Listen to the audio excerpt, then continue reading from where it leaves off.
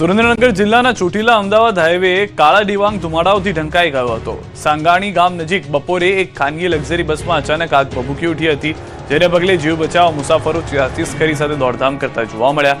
જો કે સમય સૂચકતાને કારણે તમામ મુસાફરોનો આબાદ બચાવ થયો અને કોઈ જાનહાનિ થઈ ન હતી। પ્રાપ્ત વિગતો અનુસાર પોરબંદરથી અમદાવાદ જઈ રહેલી બસ ચોટીલા નજીક સાંગાણી ગામ પાસેથી પસાર થઈ રહી હતી, ત્યારે તેમાંથી ધુમાડા નીકળવા લાગ્યા હતા, જે બાદ બસમાં આગ લાગી ગઈ હતી। જોતજોતામાં આખી બસની પરિસ્થિતિ આપ જુઓ તો આગની ચપેટમાં આવી ગઈ છે।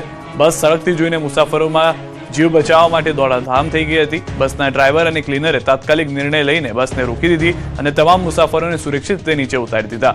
આ સમય સૂચકતાને કારણે એક મોટી દુર્ઘટના ટળી હતી। આગની જાણ થતાં જ ચોટીલા પોલીસ કાફલો અને ફાયર ફાઇટરની ટીમ ઘટના સ્થળે પહોંચી ગયા હતા।